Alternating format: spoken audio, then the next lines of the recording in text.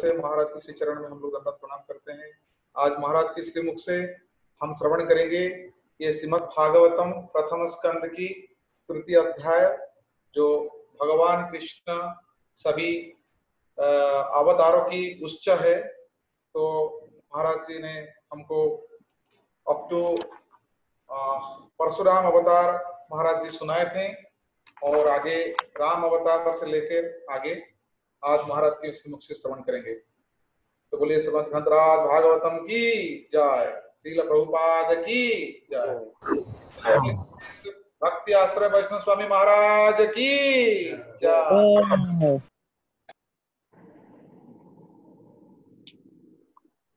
हरे कृष्ण। हरे कृष्ण। ओम अज्ञानंतिमिरान्धस्य ज्ञानाञ्जनशलाकया चक्षुरुन्मीलितं येन तस्मै श्रीगुरुवे नमः। श्रीचैतन्यमनोभीष्टं स्थापितं येन भूतले स्वयं रूपकदा मह्यं ददाति स्वपदान्तिकम्। वन्देऽहं श्रीगुरौ श्रीयुतपदकमलं श्रीगुरुन् वैष्णवांश्च श्रीरूपं साग्रजातं सहगणं रघुनाथं नितं तं सजीवं साद्वैतं सावधूतं परिजनसहितं कृष्णचैतन्यदेवं श्रीराधा कृष्णपादान् सहगणललिता श्रीविशाखानुतंश्च नमो विष्णुपादाय कृष्णप्रेष्ठाय भूतले श्रीमते भक्तिवेदान्त स्वामिन् इति नामिने। नमस्ते सरस्वती देवे गौरवाणी प्रचारिणे निर्विशेष शून्यवादी पाश्चात्य देशतारिणे। जय श्री कृष्ण चैतन्य प्रभु नित्यानंद श्री अद्वैत गदाधर शिवासादि गौर भक्त वृंद। हरे कृष्णा कृष्णा कृष्णा हरे हरे, हरे राम राम राम हरे हरे। ओम नमो भगवते वासुदेवाय, ओम नमो भगवते वासुदेवाय, ओम नमो भगवते वासुदेवाय। नारायणं नमस्कृत्यं नरं चैव नरोत्तमं देवीं सरस्वतीं व्यासं ततो जयमुदीरये। कृष्णाय वासुदेवाय देवकी नंदनाय च नंदगोपकुमाराय गोविंदाय नमो नमः। हरे कृष्णा। तो ये प्रथम स्कंद के तृतीय अध्याय में भगवान की अवतार समूह की वर्णन है, जो शौनकादि ऋषियों सुत गोस्वामी के भगवान के अवतार समूह में प्रश्न किए थे, उनका उत्तर देते हुए भगवान के विभिन्न अवतार की वर्णन करते हुए श्री सुत गोस्वामी कहते हैं 18वीं बार 18वां अवतार जो है देवताओं के कार्य संपन्न करने के लिए उन्होंने एक राजा के रूप में राम अवतार ग्रहण किया और सेतु बंधन, रावण बद्ध आदि वीरतापूर्ण बहुत सी ऐसी लीलाएं की। और उसके बाद में 19वें इसमें भगवान राम के बारे में आप सब जानते हैं। ये भगवान राम, नरसिंह, वामन आदि कई ये सब कल्पावतार है। ये हर युग में नहीं आते, हर त्रेता में नहीं आते हैं। ये ब्रह्मा के एक दिन में 4000 युग, सब युग एक 1000 बार जाता है, तो 1000 त्रेता में एक बार आते हैं। तो उन्होंने अद्भुत कर्म किए भगवान, विशेष करके दक्षिणी सागर में जो पानी के ऊपर जो पुल बांधे, रावण वध किए, आदि आदि अति अद्भुत कर्म किए थे, प्रजा पालन आदि। श्री राम के बारे में तो सभी जानते हैं। तो उसके बाद में कहते हैं 19वां और 20वां अवतार भगवान की जदुवंश में बलराम और श्री कृष्ण के नाम से प्रकट हुए। 19 में वृष्णिष्णु प्राय जन्मनि राम कृष्ण वेति भुवो भगवान हरद्भरम। बलराम और कृष्ण नाम से प्रकट होकर पृथ्वी का भार उतारा। यहाँ अभी तक जितने भी अवतार के बारे में वर्णन किए हैं श्री सुत गोस्वामी ने, पुरुष अवतार से लेकर के ये 20 अवतार वर्णन किए। आगे भी 2 अवतार और वर्णन करेंगे कलियुग में, बुद्ध और कल की। किसी के लिए भगवान शब्द यूज नहीं किए थे, लेकिन यहाँ राम कृष्ण मिति भुवो भगवान हरद्भरम, यहाँ राम श्री बलराम के लिए, संकर्षण भगवान के लिए, और कृष्ण साक्षात भगवान के लिए किए। तो इन कृष्ण के बारे में आगे विशेष वर्णना करेंगे, इसलिए यहाँ केवल गिनती कह दिए कि जदुवंश में ये 2 अवतार बलराम और कृष्ण 19वां 20वां अवतार। उसके बाद में कलियुग आया, द्वापर के बाद कलियुग आ जाने पर अब मगध देश बिहार में देवताओं की द्वेषी दैत्यों को मोहित करने के लिए अंजनी पुत्र के रूप में आपका बुद्ध अवतार होगा। ततः कलो संप्रवृत्ते सम्महाय सुरोद्दिशाम बुद्धो नाम्न्य अजनसुत कीकटेषु भविष्यति। कीकट बिहार के गया प्रदेश को कहते हैं। यहाँ पर अजनसुत के नाम से भगवान बुद्ध के रूप में अवतार होंगे। अब जानते हैं भगवान बुद्ध प्रकट होकर के दया धर्म को प्रकाशित किए थे, क्योंकि उसी समय में बहुत ब्राह्मण आदि बहुत लोग वेद को ग्वाही देकर के यज्ञ की जरिया में अनेक पशुवध करते थे, पशु हिंसा करते। तो भगवान इस पशु हत्या को रोकने के लिए वो आकर के बोले ये पशुवध करना उचित नहीं है। तो लोग ने बोले नहीं, ये सब वैदिक कर्म है, हम वैदिक में कर रहे। तो भगवान बुद्ध वैदिक को रिजेक्ट कर दिए। निंदसी यज्ञ विधेरह श्रुति जातम सदय हृदय दर्शित पशुघातम केशवधृत बुद्ध शरीर जय जगदीश हरे। केशव भगवान कृष्ण ने बुद्ध रूप धारण करके वेद को निंदा करके और त्रिपिटक धर्म है जो दया ही परम धर्म, इसी की स्थापना किए और ये जो पशु हिंसा को रोके एक कलियुग में। और आगे चल के कहते हैं अथासो युग संध्यायां दस्यु प्रायेषु राजसु जनिता विष्णु यशसो नामना कल्किर जगतपति। इसके भी बहुत पीछे जब कलियुग का अंत समीप होगा और राजा लोग प्राय लुटेरे हो जाएंगे, तब जगत के रक्षक जगतपति जगन्नाथ भगवान विष्णु जस नामक एक ब्राह्मण के घर में कल के रूप में अवतीर्ण होंगे। विष्णु रस उसके घर में कल के रूप में अवतीर्ण होंगे। तो अभी तक जितने अवतार गिनाए, उसके बाद में 2 भविष्य अवतार, इस जो अवतार नहीं हुए थे उसके बारे में, ये बुद्ध और कल की, उनके बारे में भी बताए। बताने के बाद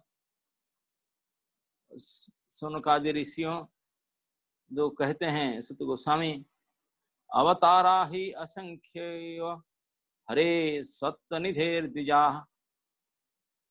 जथा विनाशिनः कुल्या सरस शिव सहस्रशः। हे शौनकादि ऋषियों, जिसे अगाध सरोवर से हजारों छोटे छोटे नाले निकलते हैं, वैसे ही सत्वनिधि भगवान श्री हरि के असंख्य अवतार हुआ करते हैं। ऋषि, मनु, देवता, प्रजापति, मनुपुत्र और जितने भी महान शक्तिशाली है, वे सब के सब भगवान के ही अंश है। कई भगवान के अंश, कला और विभूति, आवेश, नाना प्रकार में भगवान अपने को आत्म प्रकाश करते हैं। तो ये सब अवतार भगवान के अंशावतार, कलावतार है।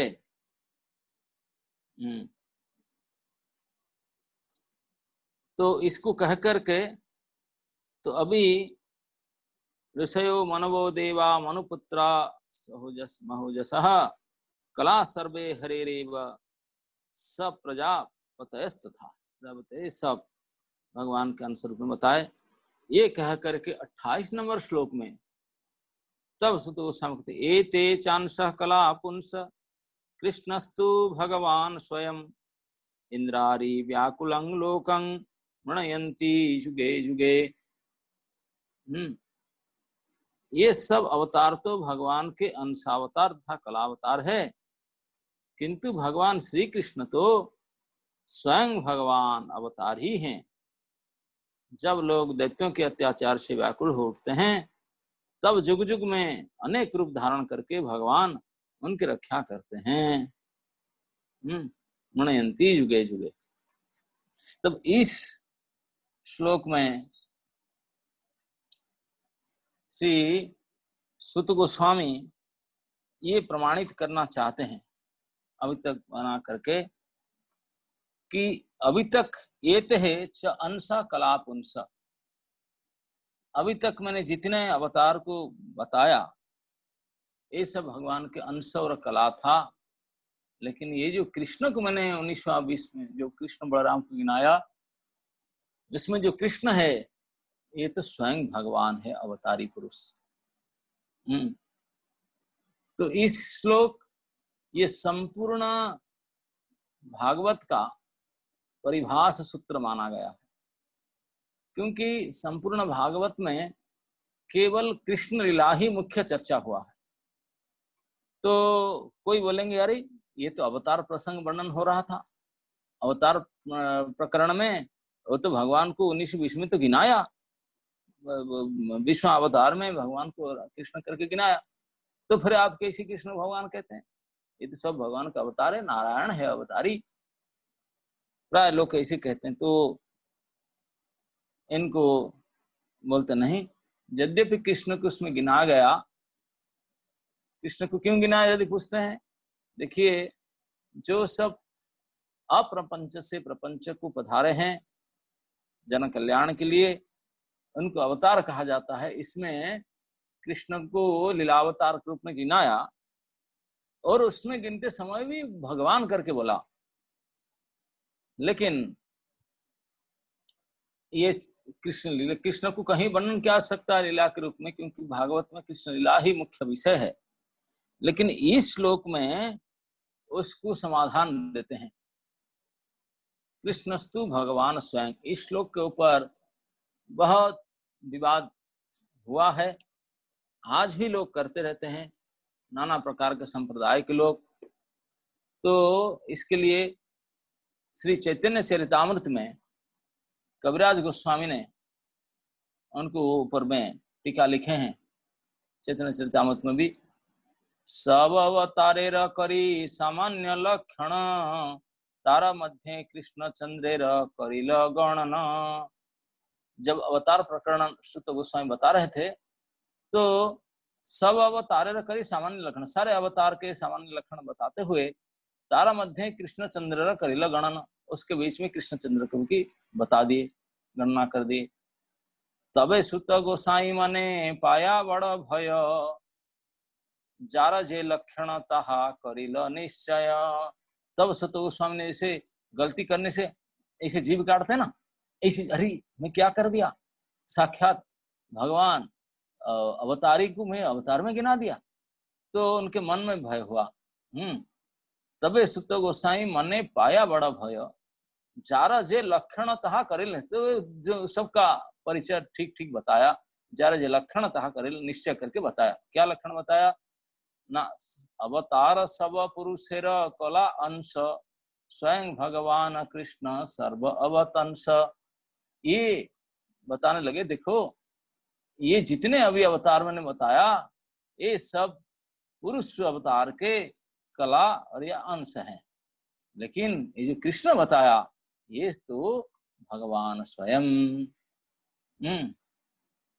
तो इसी बात में कई पक्ष लोग विवाद करते हैं, बोले ये कैसे बोलते हैं, ऐसे ऐसे कैसे हो सकता है, भागवत में लिखा गया अवतार को कड़ा पुंस, पुंस का नाम आया, पुरुष का नाम आया, पुरुष तो भगवान विष्णु है, विष्णु मुख है, परम ब्रह्म से जब वो आते हैं, कई पुराण में भी लिखा गया केशावतार के रूप में कृष्ण बलराम को भगवान नारायण के सफेद बाल काला बाल ये कृष्ण बलराम हुए, इसी बताते। तो उन्होंने नियम के अनुसार, शास्त्र नियम के अनुसार कविराज गोस्वामी प्रमाण करते हैं, बोलते हैं देखिए एक नियम है शास्त्र में कि अनुवाद और विधेय दो चीज होता है। प्रथम अनुवाद को बोलना होता है, बाद में विधेय बोलना होता है। कोई भी बात कहने में यही नियम होता है, अनुवाद को पहले कहा जाता है, विधेय को पहले कहा जाता है। आगे अनुवाद कही पश्चात विधेय। और ये विधेय और अनुवाद है क्या? बोलते विधेय कहिए जा रे तारे जे वस्तु अज्ञात, अनुवाद कही तारे जय है ज्ञात। देखिए व्याकरण की दृष्टि में जब हम बात करते हैं, कोई वाक्य रचना करते हैं, तो ये वाक्य रचना का नियम ऐसे होता है कि जब अनुवाद आता है तो अनुवाद को सबसे प्रथम कहा जाता है और उसके बाद में उसके विधेय को कहा जाता है। तो अनुवाद विधेय है क्या? अनुवाद कहते हैं जो ज्ञात वस्तु है, जो सबको पता है, उसको अनुवाद कहते हैं। और जो अब अज्ञात पता नहीं है सबको, तो उसको विधेय कहते हैं। एक उदाहरण से आप समझ सकते हैं, जैसे ये विप्र पंडित है, ये विप्र पंडित है, तो इस वाक्य में जो विप्र है सबको जानते हैं कि ब्राह्मण है, तो ये अनुवाद हुआ, इसलिए उसको पहले कहा गया ये विप्र, ये सब जानते हैं विप्र, लेकिन पंडित अज्ञात, सब जानते हैं पंडित है कि नहीं, तो इसलिए बाद में इसको कहते हैं पंडित है ये विप्र। कोई नहीं पंडित ये विप्र, ऐसे कहने से वाक्य ठीक नहीं होगा। ये विप्र परम पंडित है, तो मतलब विप्र को सब जानते हैं, ये अनुवाद में प्रथम कहा जाएगा और उसके पांडित्य जो विधेय है उसको बाद में कहा जाएगा। इसमें यही वाक्य के सटीक है, ये नियम अनुसार है। तो इसलिए विप्र शब्द आगे और पांडित शब्द पीछे लगाया जाता है। ठीक इसी प्रकार यहाँ एते चांस कला पुंस, जो एते शब्द इसलिए कहा गया कि अभी तक गिना है ना सारे अवतार, 20 अवतार 22 अवतार को गिनाया, इसी बोलते एते। एते शब्द का मतलब अभी ये जो मैंने बताया सर्व ज्ञात है, सबको पता है, मैंने बताया सबके बारे में। ये जो 20 अवतार के बारे में अभी गिनाया, जिसको बताया एते है च, ये सब और जो आगे गिनाया नहीं, मतलब अभी जिनको मैं कहा, जिनको उक्त अनुक्त सभी आ गए च शब्द से, बोलते हैं सभी अवतार गण जो है एते च अंश कला, ये किनके अंश और कला? एते च अंश कला पुंस, पुंस शब्द मतलब पुरुष, जो पुरुष अवतार महाविष्णु। ये जो एते मतलब अवतार, ये है ज्ञात वस्तु, इसलिए इसको अनुवाद रूप में पहले कहा गया। और किसका? ये अभिज्ञात, जो ज्ञात नहीं है वो है पुंस का, तो बाद में रखा गया कि सब जो ये जितने अंश और कला है किसका? न पुरुष का। मुख्य पुरुष अवतार कारण से विष्णु जो हैं उनके कोई कला है, कोई अंश है, कोई विभूति है, ये सब उनका ही है। इसलिए नियम के अनुसार लिखा गया एते च अंशः कलह पुंसः। पुंस शब्द बाद में आया विधेय के रूप में, और जो अनुवाद के रूप में जो सबको पता है ये शब्द जो है एते शब्द अवतार शब्द को पहले दिया गया। ठीक इसी प्रकार द्वितीय लाइन में कृष्ण, कृष्ण सबको पता है कि पहले गिनाया था कृष्ण को। कृष्ण ये अनुवाद शब्द है और उसका जो अभिज्ञात क्या है, कृष्ण ना भगवान स्वयं, स्वयं भगवत्ता कृष्ण का ये जो पता नहीं सबको, तो उसको विधेय रूप में गिनाते हैं। कृष्णस्तु भगवान स्वयं, कृष्ण भगवान स्वयं, ये स्वयं भगवत्ता। तो इसमें विशेष कर जो तू शब्द लगा गया तो इसमें बाकी सबको काट दिया कि कृष्ण के अलावा और कोई नहीं, केवल कृष्ण ही स्वयं भगवान परतत्व वस्तु है, वही परम तत्व है, एकल ईश्वर कृष्ण आरसद, वही परतत्व वस्तु। उसी को कृष्ण के स्वयं भगवत्ता को प्रमाण करने के लिए ये एक ही श्लोक है। इसलिए जहां कहीं भी शास्त्र में कहीं गड़बड़ हुआ, कृष्ण की बात आया, तो ये सूत्र को लगा देना चाहिए कि कृष्ण मीन्स स्वयं भगवान, और कोई स्वयं भगवान। तो इसलिए परिभाष सूत्र भागवत में श्लोक कहा गया कि बाकी जितने भी भगवान के अवतार है, भगवान के रूप है, लीला अवतार, जुगावतार, अंशावतार या आवेश अवतार, जितने प्रकार के अवतार हैं भगवान सभी में आत्म प्रकाश करते हैं। सभी भगवान है, लेकिन स्वयं भगवान कोई नहीं है। स्वयं भगवान अकेले कृष्ण है। भगवान एक होते हुए भी अनेक अनेक कार्य के लिए अनेक अनेक रूप धारण करते हैं, अनेक रूप धारण करते हैं। और हर एक रूप में, यद्यपि हर एक रूप भगवान का ही रूप है, भगवान है, लेकिन जितने कार्य के लिए शक्ति के आवश्यक, इतने शक्ति ही प्रकाश करते हैं। इस शक्ति प्रकाश के तारतम्य हेतु ये भगवान में तारतम्य देखा जाता है। जितने भी मत्स्य आदि से लेकर के जितने अवतार हुए सभी को शास्त्रकार ने भगवान कहते हैं, क्योंकि भगवान है, स्वरूप में कोई गड़बड़, कोई भिन्नता नहीं है, लेकिन फिर भी शक्ति के प्रकाश में तारतम्य है।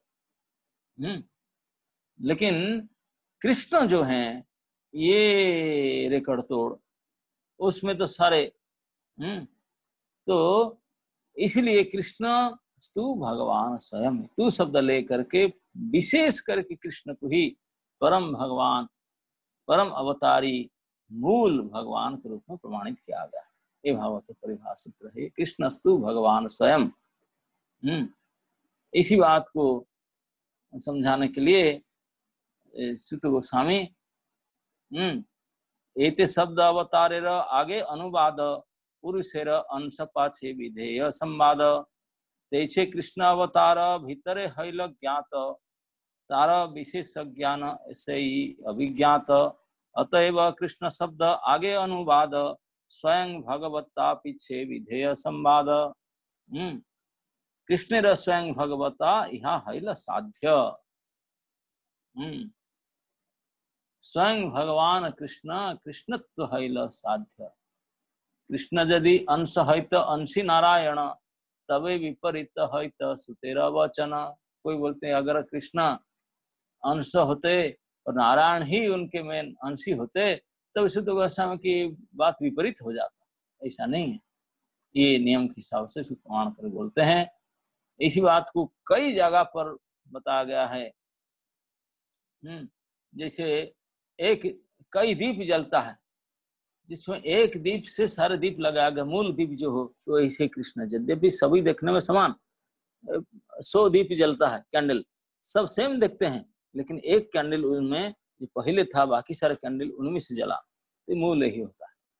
सर्व अवतारी कृष्ण स्वयं भगवान, तहर द्वितीय देह श्री बलराम, अंशर अंश से कला तार नाम, गोविंदर प्रतिमूर्ति श्री बलराम। ऐसे जितने भी है सब भगवान की अंश और कला है। ऐसे सकल संभवेताते जाते अवतारी, अवतार अवतारी अभिध से। तो पूर्व जे छे कृष्ण के केहो करी माने, कृष्ण जबे अवतरे सर्व अंश अंश, सारे अंश उनके आश्रय में आते हैं।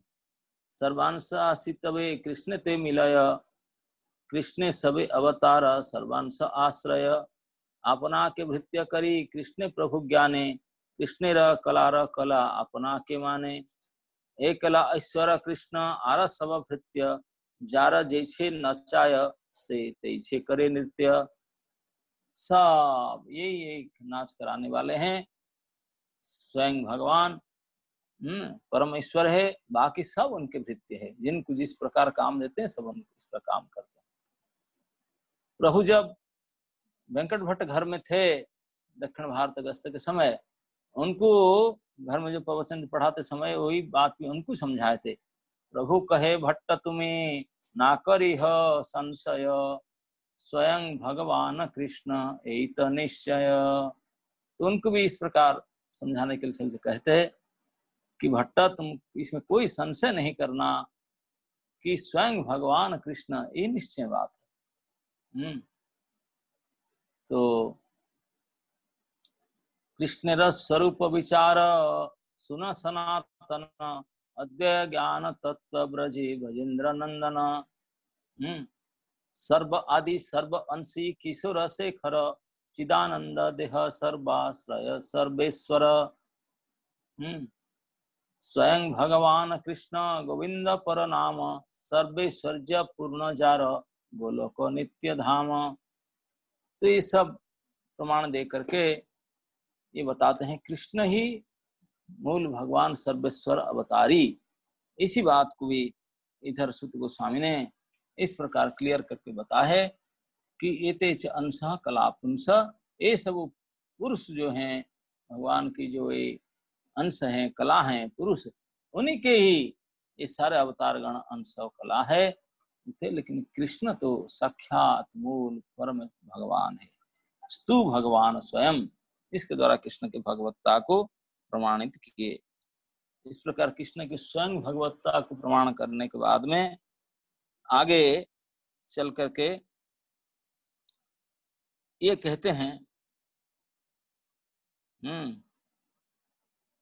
जन्म गुह्यं भगवतो य एतन प्रयतो नर, सायं प्रात गुणन भक्त्या दुख ग्रामद विमुच्यते। भगवान के दिव्य जन्मों की यह कथा अत्यंत गोपनीय रहस्यमयी है। जो मनुष्य एकाग्र चित्त से नियम पूर्वक सायंकाल और प्रातःकाल प्रेम से इसका पाठ करता है, वह सब दुखों से छूट जाता है। कोई अपने दुख से बचना चाहता है, प्रतिदिन सुबह और शाम को इस अवतार की कथा अगर पढ़ता है, सुनता है, तो सर्व दुख से मोचन पाता है, दुख से छूट जाता है। तो आए कहते हैं एतद्रूपं भगवतो हि रूपस्य चिदात्मना, माया गुणे विरचितं महदादिभिरात्मनि, यथा नभस्सि मेघादो रेणुरुर्वा पार्थिवो नील, एव द्रष्टारि दृश्यतं आरोपितो तम बुद्धिभिः। प्राकृत स्वरूप रहित चिन्मय भगवान का जो यह स्थूल जगदाकार रूप है, यह उनकी माया की महत्त्व आदि गुणों से भगवान में ही कल्पित है।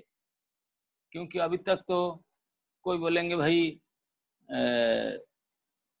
ये जो जितने भगवान के अवतार कथा कहा गया, ये कई शास्त्र में तो कई जगह भगवान के विराट रूप के वर्णन आया है, ये विराट का तो कोई वर्णन नहीं हुआ, ये भगवान के रूप नहीं है क्या?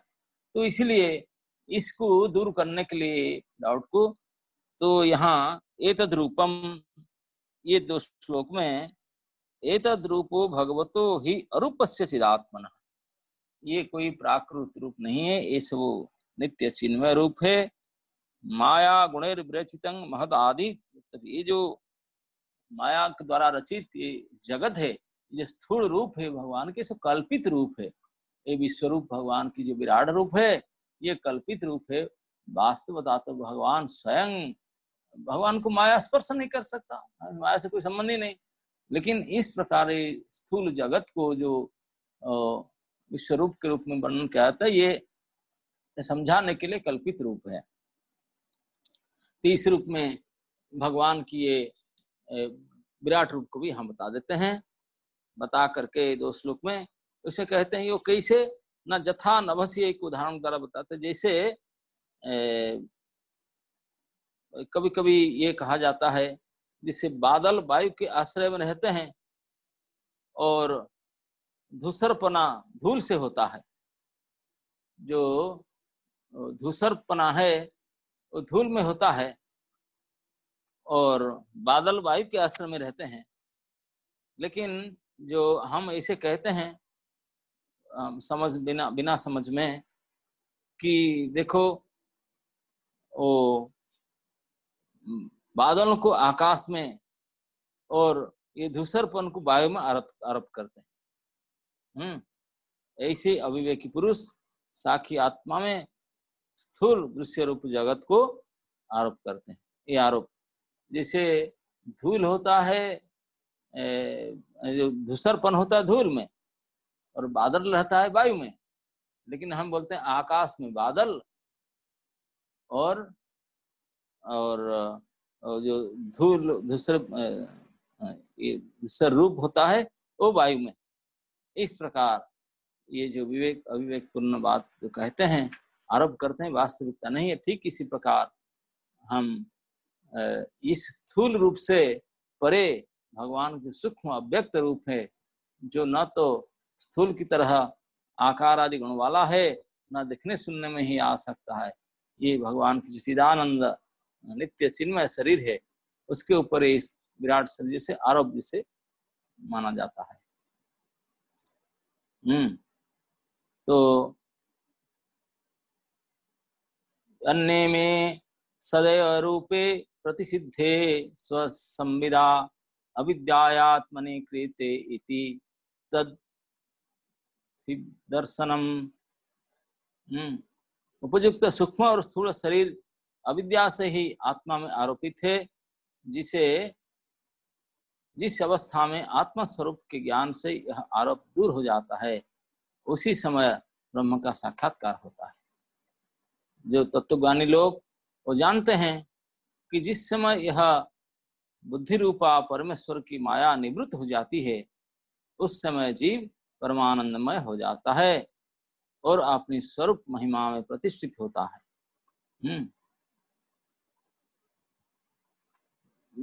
माया वैशारदी मति, जब माया से हम छुटकारा पाते हैं तो हम भगवत कृपा से ठीक ठीक वस्तु समझ पाते हैं। एवं जन्मानि कर्माणि ह्य कर्तुर रजनस्य च वर्णयान्ति स्म कवयो वेद गुह्यानि वित्पते। वास्तव में जिनके जन्म नहीं है और कर्म भी नहीं है, उन हृदयेश्वर भगवान के अपराकृत जन्म और कर्म का तत्वज्ञानी लोग इस प्रकार वर्णन करते हैं, क्योंकि उनके जन्म और कर्म वेदों के अत्यंत गोपनीय रहस्य है। भगवान को कैसे जानेंगे? भगवान अनंत है, उनके गुण अनंत और लीला अनंत। कोई अगर कई शास्त्र में इस प्रकार उदाहरण दिया गया, कोई अगर ये पृथ्वी को चूर चूर करके उनके कण को भी गिन ले और मेघ में बादल में जितने जल कण है, हिम कण है, उसको भी गिन ले और जितने टिमटिमात है सूर्य चंद्र और तारकाएं, उनके जो लाइट पार्टिकल उसको भी गिन ले, लेकिन भगवान के इस जो उपकार करने के लिए इतने अवतार देते हैं, उनके गुण को भी गिना नहीं जा सकता। तो फिर भगवान की बात ही तो कुछ अलग है। तो इसलिए सब इंद्र विश्वमोघलील सृजत्यवत्याति न सज्जतेस्मिन् भूतेषु चिन्तार्हित आत्म तत्र सांगवार्किकं चिघ्नाति षोडगुणेशः। भगवान की लीला अमोघ है, वे लीला से ही इस संसार का सृजन, पालन और संहार करते हैं, किंतु उसमें आसक्त नहीं होते। प्राणियों के अंतःकरण में छिपे रहकर ज्ञानेंद्रिय और मन के नियंता के रूप में उनके अनेक विषयों को ग्रहण भी करते हैं, परंतु उनसे अलग रहते हैं। वे परम स्वतंत्र है, ये विषय कभी उन्हें लिप्त नहीं कर सकते हैं। न चास्य कश्चिन् निपुणेन धातुः रवेति जंतु कुमनीस उत्तिः नामानि रूपाणि मनोवचोभिः संतन्नतो नटचर्यामिवाज्ञः।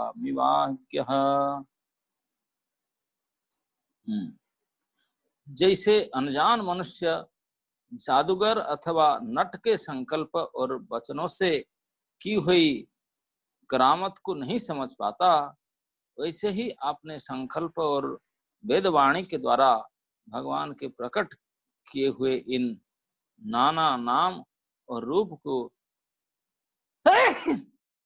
तथा लीलाओं को कुबुद्धिजीव बहुत सी तर्क और युक्तियों के द्वारा नहीं पहचान सकता, नहीं पहचान सकता।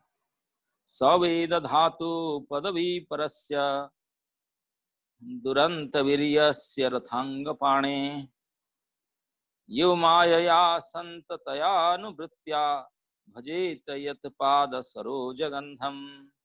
चक्रपाणी भगवान की शक्ति और पराक्रम अनंत है, उनकी कोई था नहीं पा सकता। वे सारे जगत के निर्माता होने पर भी उससे सर्वथा परे हैं। उनके स्वरूप को अथवा उनकी लीला को, रहस्य को वही जान सकता है जो नित्य निरंतर निष्कपट भाव से उनके चरण कमलों की दिव्य गंध का सेवन करता है, सेवा भाव से उनके चरणों का चिंतन करता रहता है। केवल भक्त ही उनको जान सकते हैं। अथेय धन्या भगवंत इत्थं जद वासुदेवे खिललोकनाथे कुर्वन्ति सर्वात्म कामात्म भावम न यत्र भूय परिवर्त उग्रह। हे सनकादि ऋषियों, आप लोग बड़े ही सौभाग्यशाली तथा धन्य है जो इस जीव में और विघ्न बाधाओं से भरे इस संसार में समस्त लोक के स्वामी भगवान श्री कृष्ण से वह सर्वात्मक आत्म भाव, यह अनिर्वचनीय अनन्य प्रेम करते हैं, जिससे फिर इन जन्म मरण रूप संसार के भयंकर चक्र में नहीं पड़ना होता। देखिए यहाँ क्लियर करके बता दिए स्वामी। देखिए कृष्ण के साथ संबंध स्थापन करना, संबंध सबसे हमारे प्रत्येक शास्त्र में जो 3 तत्व बताया गया, संबंध, अविधेय और प्रयोजन, इसमें ही कहते हैं कि आप महाभाग्यशाली हो। यद वासुदेवे खिललोकनाथे कुर्वन्ति सर्वात्म आत्मभावम, वो अपना मानते हैं, अपना नाथ मानते हैं, लोकनाथ का अपना नाथ करके मानते हैं वासुदेव को, जो अखिल लोकनाथ है। उनके प्रति जो अपना अपनापन है, जो भाव है, ये जो आप अनिर्वचनीय प्रेम करते हैं, यही प्रेम, वही संबंध ही अगर वासुदेव में आप करते हैं, इसी के कारण आप कभी भी ये भयंकर संसार चक्र में फिर नहीं पड़ सकते हैं। देखिए प्रत्येक जीव के लिए यही उपदेश है। अगर हम किसी पर, सारे शास्त्र में ही से क्या दिया गया, किसी पर हाउ टू लव कृष्ण, इस सभी शास्त्र का निचोड़ ही है, विशेष करके भक्ति शास्त्र का ही निचोड़ है। जेन तेन प्रकारेण मन कृष्ण निवेश है, किसी भी प्रकार से इस मन की खेल है, किसी भी प्रकार से भगवान में मन के लगाओ, भगवान को प्रेम करो, भगवान को अपना मानो, भगवान के साथ इस जो प्रेम संबंध, जो अपनापन भाव अगर हो जाए तो बस काम बन गया। फिर कोई प्रकार के माया आपको बाधित नहीं कर सकता। फिर तो फिर संसार, भयंकर संसार चक्र में आना तो संभव ही नहीं है। सारे द्वंद्व से हट करके, सारे प्रतिबंध से हट करके बिल्कुल निश्चित अपने स्थान में, अपने सुख में स्थित हो जाएंगे। यही नजत्र भूय परिवर्त उग्र, फिर आपको इस संस्कृति में आना नहीं पड़ेगा। यही भगवत संबंधी उसका मूल है। भगवान में प्रेम करना, भगवान में संबंध रखना, इसी से ही सब संसार चक्र से पार पाना संभव। फिर कहते हैं इदम भागवतं नाम पुराणं ब्रह्म संहितम उत्तम श्लोक चरितम चकार भगवान ऋषि।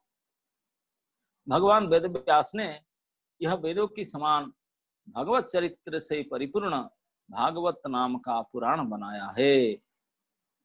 ये इदं भागवतं नाम पुराणम ब्रह्म संहिता।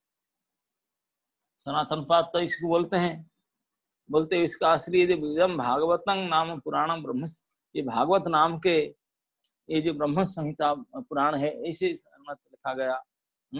वेद व्यास ने यह वेद के समान भगवत चरित्र से परिपूर्ण भागवत नाम का पुराण बनाया है। लेकिन सनातन गोस्वामी पाद बोलते नहीं, ऐसा नहीं। कैसे? ना इदं भागवतम, बोले ये जो भागवत है ये क्या है ना, नाम पुराणम, ये नाम के पुराण है। भागवतम और किसी का वर्णन नहीं है, ये तो नाम का ही पुराण है। इसलिए ब्रह्म संहितम के नाम ही ब्रह्म है। और उत्तम श्लोक चरितम चकार भगवान ऋषि, भगवान स्वयं भगवान ऋषि वेद व्यास, ये उत्तम श्लोक चरितम, भगवान को उत्तम श्लोक कहा गया क्योंकि जो बड़े बड़े उत्तम कोटि के पुरुष हैं, ब्रह्मा शिव अनंत से अनंत देव आदि सब, ये सब अनेक श्लोकों द्वारा जिनका अहर्निशि गान करते हैं उनको उत्तम श्लोक कहते हैं। नहीं तो उत्तम श्लोक जो तम आदि गुण से परे हैं, निर्गुण है, जो उनके प्रकार वर्णन किया जाता है, तो उनको चरित्र जो है ऐसे साक्षात भगवान उत्तम श्लोक के चरित्र से विशिष्ट ये भागवत रूपी नाम पुराण, नाम ब्रह्म पुराण व्यास देव जी ने रचना किए। निःश्रेयसाय लोकस्य धन्यं स्वस्थयनं महत् तदिदं ग्राह्यामास सूतमात्मवतांबरम। इन्होंने इस श्लाघनीय कल्याणकारी और महान पुराण को लोगों के परम कल्याण के लिए आपने आत्मज्ञानी शिरोमणि पुत्र को ग्रहण कराया। निःश्रेयसाय लोक, समस्त लोकों का श्रेय है। श्रेय अब आप जानते हैं कई जगह पर हम श्रेय और प्रेय की चर्चा करते हैं। प्रेय इसको कहते हैं जो इमीडिएट फायदा देता है, थोड़ा सुख देता है, तुरंत सुख देने वाला और तुरंत थोड़ी देर के बाद फिर दुख देने वाला प्रेय है। श्रेय है थोड़ी देर में भले आए लेकिन सदा के लिए जो सुख देता है उसको श्रेय कहते हैं। तो इसलिए निःश्रेयसाय लोकस्य, समस्त लोक का एकमात्र परम कल्याणकारी, धन्यं स्वस्थयनं महत्, ही परम मंगलकारी परम कल्याणकारी, तदिदं ग्राह्यामास, तो इसलिए इसी को ग्रहण कराए, किसी को सूत आत्मवतांबरम, आपने निज पुत्र को सूत को इसी परम मंगल परम कल्याणकारी महान ग्रंथ को उसको हमने पढ़ाया व्यास जी ने रचना करके। सर्व वेद इतिहासानां सारम सारम समुद्धृतम सतु संश्रावयामास महाराजं परीक्षितम। इसमें सारे वेद और इतिहास का सार संग्रह किया गया। सर्व वेद इतिहासानां सारम सारम समुद्धृतम, सारे वेद वेदांत इतिहास के सार को, एसेंस को निकाल कर, जैसे मधुमक्खी ने अनेक मधु के पास जाते हैं और जाकर के उनकी जो सार एसेंस को कलेक्ट करके मधु बना के रखते हैं, ठीक इसी प्रकार ये सर्व वेद इतिहासानाम, सारे वेद इतिहास पुराण के एसेंस को कलेक्ट करके सारम सारम समुद्धृतम, सम्यक रूप से उद्धृत करके निकाल करके सतु संश्रावयामास महाराजम परीक्षितम। इसमें सारे वेद इतिहास का सार संग्रह किया गया। सुखदेव जी ने राजा परीक्षित को यह संश्रावयामास, इसी को सुनाया। ओ सुत गोस्वामी कहते हैं मैं अभी कोई इस मीटिंग में था जहां महाराज परीक्षित को श्री गुरुदेव सुखदेव जी ने सुना रहे थे, मैं सुन कर आया, इसी सेशन में मैंने बैठा था अभी तो इसलिए मैंने खुद देखा, मेरे आंखों देखा कितने प्रभावशाली, हाउ पावरफुल इट इज। मैं खुद देख कर आया मरणासन्न परीक्षित किस प्रकार गति को प्राप्त किए, मैं खुद आंख में देख कर आया कि कितने प्रभावशाली भागवत है। देख रहा प्रायोपविष्टम गंगाया परितं परमर्षि भी कृष्णे स्वधाम पगते धर्म ज्ञानादि भी सह। तो इसी को कहते हैं उस समय ये परम ऋषियों से घिरे हुए आमरण अनशन का व्रत लेकर गंगा तट पर बैठे हुए थे। भगवान श्री कृष्ण जब धर्म ज्ञान आदि के साथ अपने परम धाम को पधार गए, तब इस कलियुग के जो लोग अज्ञान रूपी अंधकार से अंधे हो रहे हैं, उनके लिए यह पुराण रूपी सूर्य इस समय प्रकट हुआ है। ये पुराण अर्क उदिनो अधुना उदितः, अभी उदय हुआ। तो प्रायोपविष्ट, तो जिस समय सुखदेव गोस्वामी परीक्षित महाराज सुना रहे थे, परीक्षित की स्थिति कैसा था न, प्रायोपविष्टम गंगायां परितं परमवर्षि भी, उन्होंने जो 7 दिन का डेथ नोटिस उनको ऊपर इश्यू हो गया था, इसी कारण से उन्होंने पूर्ण वैराग्य लेकर के सब ऐश्वर्य साम्राज्य सब परित्याग करके बिल्कुल आमरण अनशन व्रत धारण करके, प्रायोपवेशन व्रत धारण करके गंगा तट पर आसन लेकर बैठे थे। अनेक अनेक ऋषि मुनि उनके घेर कर बैठे थे। और उसी समय ये जो परमहंस चूड़ामणि सुखदेव गोस्वामी उनको ये कथा सुनाए। ये कथा वही भागवत है जो भगवान स्वयं अपने धाम को पधार गए धर्म ज्ञान दिविसा, तो फिर ये भागवत के रूप में ये पुराण सूर्य अभी उदय हुआ, अभी उदय हुआ धर्म ज्ञान। कलो निष्टदृशाम एष पुराण अर्को अधुना उदितः तत्र कीर्तयतो विप्रा विप्रसे भूरि तेजसः। तो कहते हैं सुनकादि ऋषियों, अब महातेजस्वी सुखदेव जी महाराज वहां इस पुराण की कथा कह रहे थे, तब मैं भी वहां बैठा था। वहां मैंने उनका कृपापूर्ण अनुमति से उसका अध्ययन किया। मेरा जैसा अध्ययन है।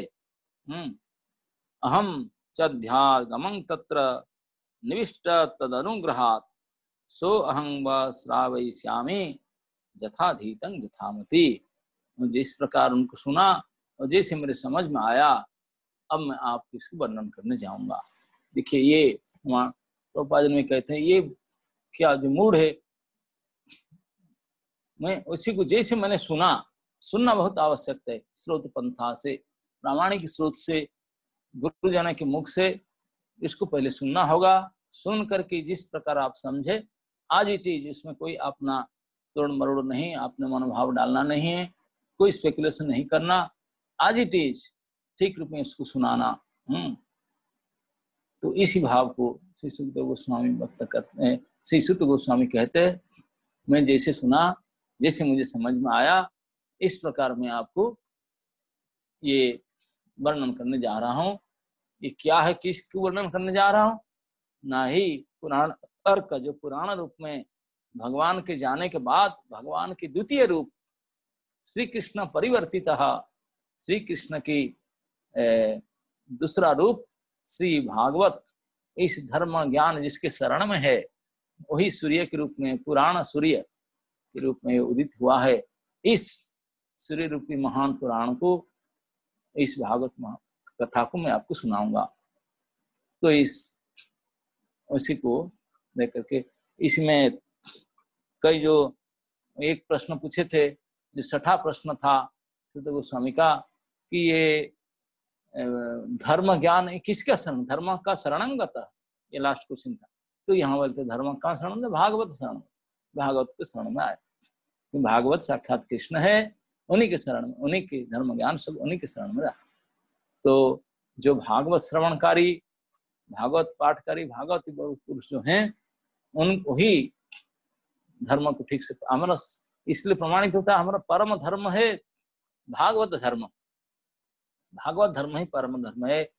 भागवत को जानना, भागवत के अनुसार जीवन को निभाना, और प्रतिदिन इसलिए हमारे संस्था में आचार्य लोग ने प्रतिदिन नित्यम भागवत सेवया, भागवत की सेवा नित्य, भागवत की सेवा के बिना धर्म हो ही नहीं सकता। वही परम धर्म है, यही परम धर्म है, इसी में श्री कृष्ण है, इसी की सेवा के द्वारा कृष्ण की सेवा होता है।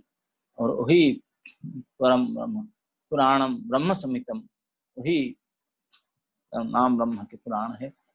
तो इस प्रकार ये भागवत के प्रथम स्कंद के तीसरा अध्याय के ये जो अवतार प्रकरण, अवतार वर्णन है, इस प्रकार से अवतारियों को 22 अवतार के गिनाए उन्होंने, लेकिन प्राय लोग कहते हैं 24 अवतार भागवत में कहा गया, 24। हाँ, अन्यत्र हंस और हयग्रीव के बारे में कहा गया, यद्यपि यहाँ नहीं कहेंगे, तो दोनों को मिलाकर के 24 अवतार भागवत वर्णन कहते हैं। यद्यपि हमारे भक्त कवि जयदेव गोस्वामी ने उनके सूत्र में 10 अवतार के वर्णन किए हैं।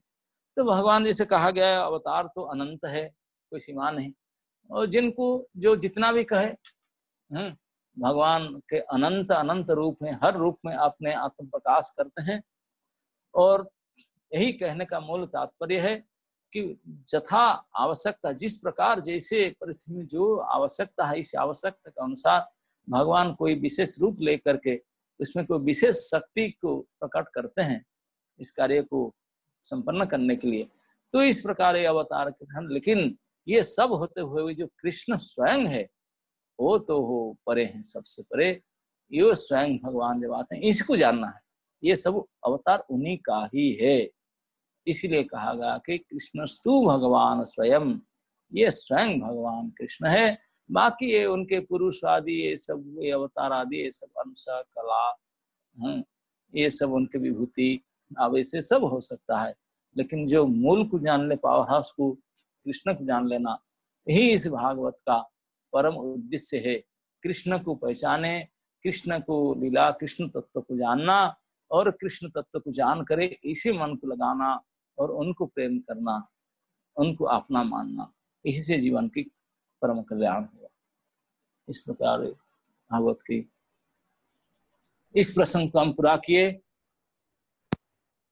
तो आज बाबू जी ने बता रहे थे कि श्री श्रीमद परम पूज्य भक्तिचार्य स्वामी महाराज के कुछ गुणगान करने के लिए। हरे कृष्ण महाराज जी बोलिए बोलिए। यस महाराज, बहुत बहुत धन्यवाद महाराज, हम लोग आपकी चरण में कृतज्ञ हैं। तो अभी हमारी तीसरा अध्याय भागवतम महाराज से हम श्रवण किए। तो महाराज कुछ किसी को प्रश्न अगर है तो हम थोड़ा सा डिस्कस करते हैं, उसके बाद हमें 10 बजे के आसपास, अभी महाराज 7 मिनट बचा है, तो इसमें अगर कोई किसी को प्रश्न है तो महाराज से आप पूछ सकते हैं। और एक ये प्रश्नोत्तर कार्यक्रम से पहले सभी भक्तों को एक सूचना हम देना चाहते हैं कि आज हमारी इसी फोरम में, इसी प्लेटफॉर्म में है, अभी थोड़ी देर में हिज होलीनेस भक्ति पुरुषोत्तम स्वामी महाराज वो अभी ज्वाइन करने वाले हैं, और साथ में एक ब्रह्मचारी है, वो भी हमारे साथ, उदयानंद दास ब्रह्मचारी, वो भी ज्वाइन करने वाले हैं। तो विशेष कार्यक्रम है। तो हिज होलीनेस भक्ति चारू स्वामी महाराज अप्रकट होने से जो सारा विश्व भर में सभी लोग स्मृति सभा आयोजन कर रहे हैं, तो हमारी सनातन धाम की भक्त लोग और जो लोग भी भारत से जुड़े हुए हैं, सभी हम लोग अभी महाराज की गुणगान करेंगे। तो आज हम महाराज की श्रीमुख से हिज होलीनेस भक्ति चारू स्वामी महाराज की जो उनकी जो गुण है श्रवण करेंगे। तो आप सभी लोग बना रहे। तब तक ये जो भागवतम महाराज अभी सुनवाए, किसी को अगर कोई प्रश्न है तो आप पूछ सकते हैं, हाथ ऊपर करे, रेज हैंड करे, हाँ आप अनम्यूट करके आप महाराज जी को पूछ सकते हैं। 5-7 मिनट जो भी बचा हुआ है, तो हम शुरू करने से पहले आज की प्रसंग में अगर कोई किसी को प्रश्न है तो आप लोग पूछ सकते हैं। हरे कृष्णा।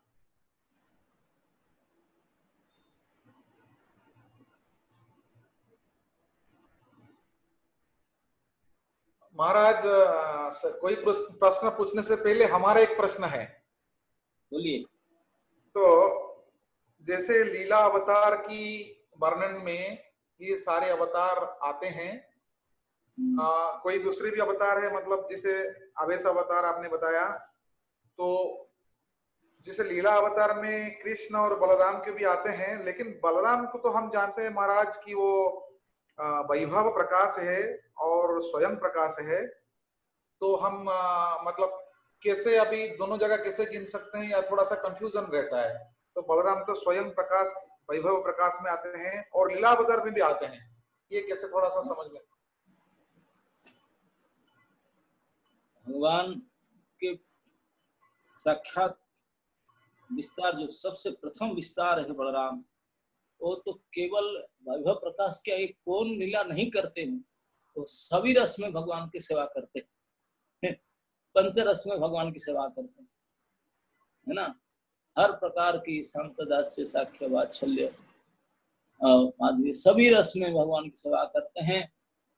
और लीलावतार भी हैं और उनके प्रकाश भी हैं, सब हैं। अब कृष्णा के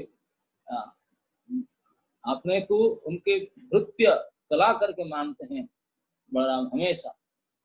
भले उनके बड़े भाई बने, भले उनके छोटे भाई बने, भले कुछ भी बने, एकमात्र जीवन की ध्येय है उनकी सेवा करना, इसलिए उनका नाम शेष भी है। सारे सेवाओं को शेष कर देते हैं, तो इसलिए सिखाते हैं कि सेवा ही परम धर्म। सेवा धर्म किसको सीखना है? श्री बलराम से सीखना है। इसलिए विश्व के परम गुरु परम आचार्य आदि गुरु वही सिखा है, वही सिखाते हैं कि भगवत सेवा ही जीवन का परम धर्म है। तो इसलिए हर प्रकार जब स्वयं भगवान के साक्षात विस्तार है वो पर भी वही भगवान की सेवा के धर्म सिखाते हैं। तो नाना प्रकार से केवल अवतार क्या, उनके उनके विस्तार स्वरूप, उनके वैभव प्रकाश क्या क्या नहीं है, बड़ो व्हाट नॉट, एवरीथिंग। हर प्रकार से भगवान की सेवा करना ही मुख्य उद्देश्य है। सेवक ही हमारा धर्म है, सेवक करना। ये जो सेवा आवश्यकता है वो सेवा हमको करना चाहिए। टाइम प्लेस वही सिखा देते हैं। हरे कृष्ण। धन्यवाद महाराज। तो और किसी को कुछ प्रश्न है?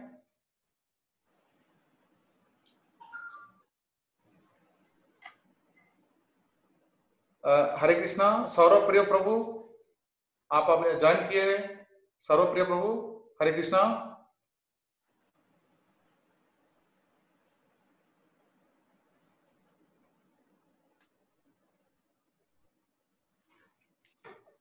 महाराज एक भजन हम लोग करने वाले थे, वो सौरभ प्रिय प्रभु गाने वाले थे, जया नीलो प्रेमधना। वो 10 बजे बोले थे कि वो he will come online and start the bhajan. So I can take leave? ना महाराज, अभी भजन की बात आपकी श्रीमुख से हम सुनना चाहते हैं महाराज की गुणगान। अरे बाबा, जो करना है कर दीजिए, मुझे फिर आज और 2 क्लास में रहना। Okay. Hare Krishna. Nimai.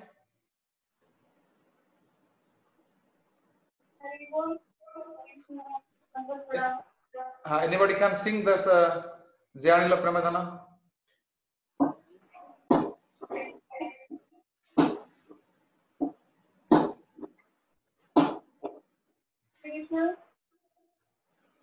Yes, continue.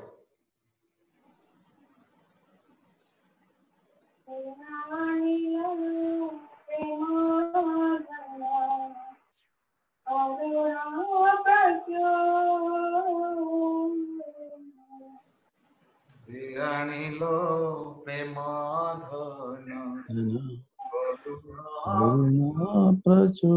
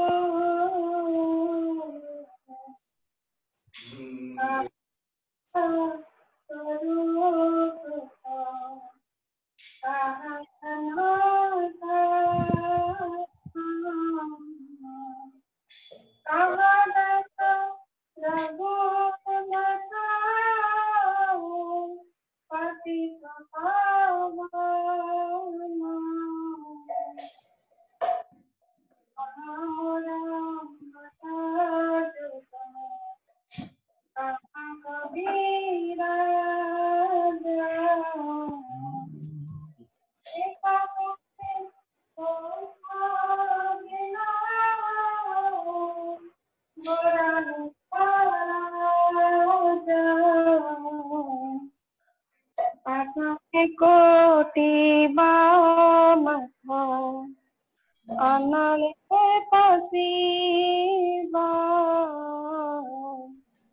garam de gunera nide kotha gele paba ava sangira sange ekala bilasa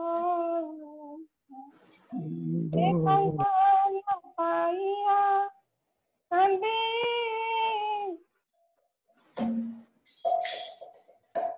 nasul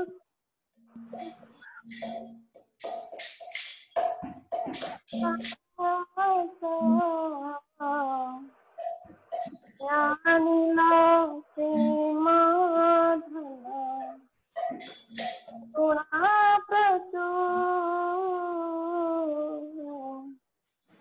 yanila madhala karuna prachur Vaishnava Thakur, Vaishnava Thakur, Vaishnava Thakur, Jaya Vaishnava Thakur.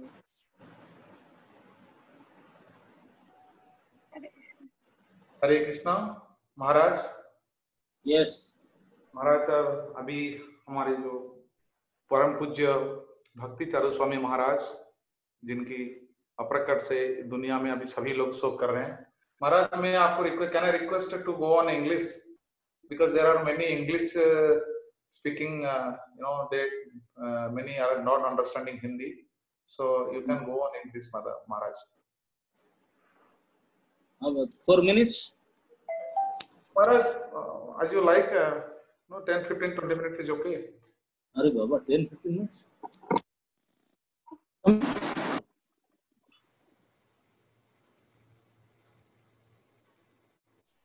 Hare Krishna.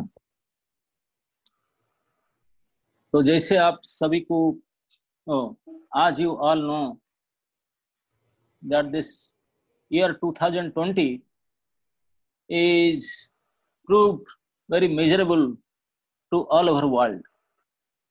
In every section, people are suffering this because of COVID-19. So our ISKCON movement got a heavy loss in this year by the departure of His Holiness Bhakti Charu Swami Maharaj. Nobody expected such kind of departure of Maharaj. Maharaj was quite favorable, very lovable, very compassionate, perfect gentleman, and many devotees they realize now, and they know Maharaj. He was well known everywhere for his Vaishnava qualities. Any person, maybe young or old, or whoever it may be, gents or ladies, any who come in contact with Maharaj, they understand the qualities of Maharaj, and they get attracted by his personality. Not only devotee, even non-devotees, big government officers, everybody, they will become attracted by Maharaj's special qualities and his personality. His dealings is so perfect, so gentle, so sweet. His all talkings, his speakings, his dealings, everything so sweet. Anybody, devotee or non-devotee, they will become attracted. Maharaj, though he came in ISKCON in very later stage, he joined in 76, but in within few days, he became very near and dear of Srila Prabhupada, and he achieved to get his personal service and Prabhupada liked him like anything, and he was fully surrendered to Prabhupada. Fully surrendered to Prabhupada. So he, after meeting Prabhupada, Bhakticharu Swami, he dedicated his total, whatever he had, his mind, his intelligence, his power, his everything he fully dedicated to the service of the feet of Srila Prabhupada. And he was so dear and so dedicated to Prabhupada that Prabhupada will disclose his very personal things to him. Will talk to him personally. And Bhaktiyar Maharaj, he got initiation first and second in Gaur Purnima day, and within 3 months in Chandan Purnima, Snan Purnima day, sannyas. Very quick, because Prabhupada had so much faith and so much reliability on him. So, and after Prabhupada left Sri Bhakticharu Swami, Prabhupada gave him a first order because he was a very well-educated Bengali boy from Calcutta. So Prabhupada was very pleased with him, and he gave him the work, the responsibility of translating all his books into Bengali language. And Maharaj took it in so seriously that he used to do every day, night he will translate. And he completed all the Prabhupada books translating into Bengali language. And he made a serial,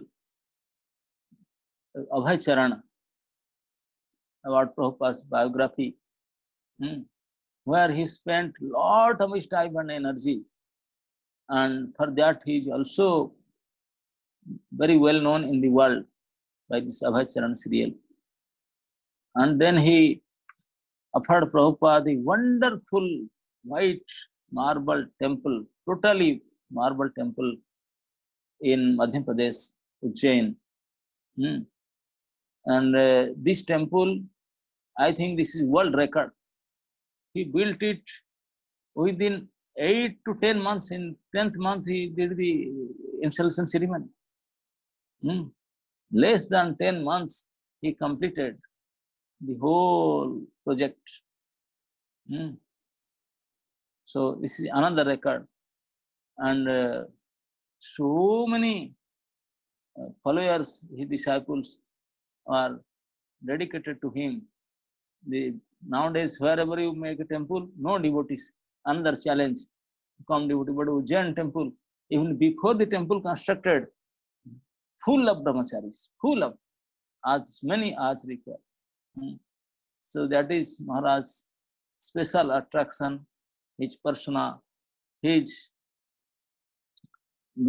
quality. We have heard in scripture about Vaishnava qualities, but Maharaj was a living example of these qualities.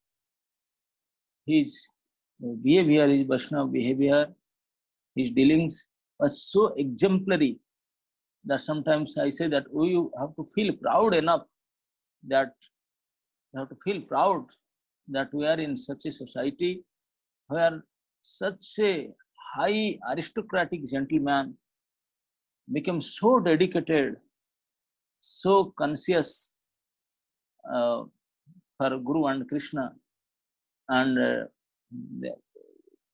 so perfectly they dealt with others and preach this philosophy that he became the highest authority of ISKCON, GBC chairman for 2 times. 2 times he became GBC chairman, and all over the world he traveled and preached. He is a famous preacher, not only preacher, he is such a sweet singer that anybody will hear his bhajans, mesmerizing, so touchy, so sweet, so wonderful his bhajans, and depth in knowledge, and so wonderful in dealings, everything so charming. Always, anybody will see his face, charming face, he will get attracted. So Maharaj was a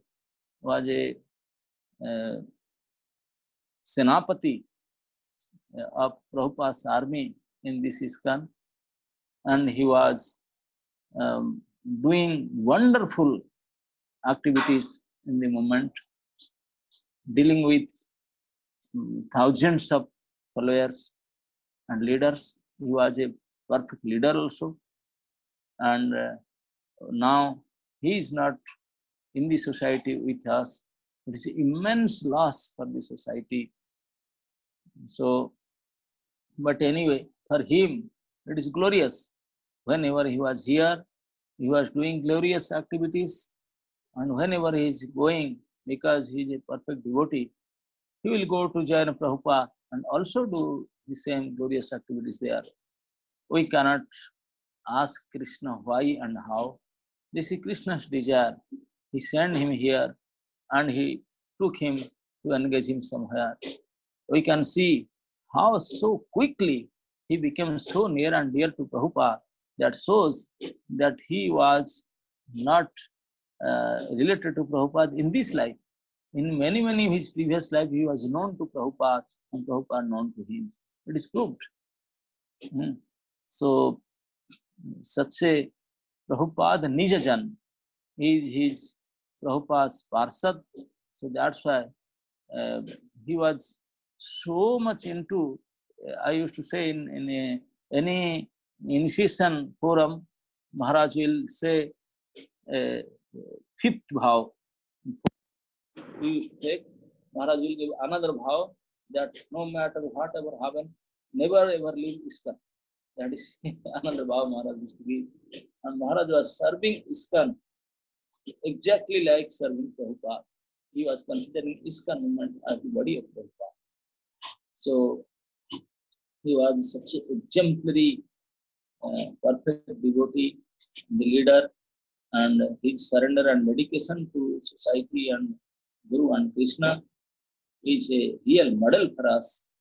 We should try to follow his footsteps through his instructions, through his advice, through his behavior, whatever he left.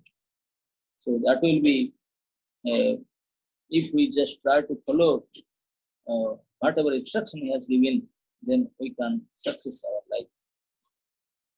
So Bhakti Sarva Swami Maharaj,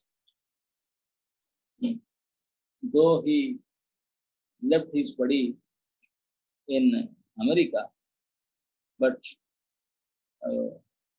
wherever a devotee goes, because he was so dear to Prabhupada and so dear to so many devotees and Krishna, so Krishna will definitely take care of him. And our philosophy is that Anta Kale Chamam Eva Smaran Mukta Kalevaram. We should remember Krishna at the time of at the end time, that time. Maharaj, before going to ventilator, definitely he intensely pray for Krishna. Not only he, in ISKCON society, in the whole world, all the devotees, they pray intensely to Krishna for him. Many kind of yajnas, Nama Yajna, Narasimha Yajna, many yajnas, many pujas, many fasting, many things devotees have done for at least 15 days for him. And he left in one of the blessed day, in the Guru Purnima day, appearance of the of Rasdev, Disha parents to Sanatana Goswami Path. So he took that best day and he went to his serving to his love to Guru. So in Shastra it is said, Jasya Deve Para Bhakti Jatha Deve Tatha Guru. So if somebody has full faith on Krishna and similar faith on Guru, then all the purports of Vedic literature will manifested in his heart. So Bhaktacharya Swami Maharaj, one of the living example of such thing. So any devotee who has any kind of very short or long, whatever interaction or contact with Bhaktacharya Swami Maharaj, he will definitely get a big blow by his sudden departure. Anyway, such a perfect gentleman, such a sweet leader. So now we just, after his departure, we have to lament. Definitely we have to lament, because nobody can fill up his gap. So, but we have to also take a vow that yes, we all have to go. But Maharaj Kirti Jasya Sajivati, whatever in his living time, whatever he left, was such exemplary that we have to follow all this his mood and his teachings and his instructions. If we try to follow, then we also make our life success. Sri Sri Bhaktacharya Swami Maharaj ki जय वृंद की जय That's धन्यवाद okay. महाराज, बहुत बहुत धन्यवाद. Thank you Maharaj. So we welcome Maharaj. We don't want to detain you. Yeah, it's up to you, Maharaj. You can leave. So it's very nice Bhagavatam Katha as well as glorification. So we are very thankful, Maharaj. All the devotees, we pay our obeisance at lotus feet. Hare Krishna. Purushottam Maharaj already appeared. He actually he said that by 1 o'clock he will come. Oh. So 1 o'clock means another few minutes are there.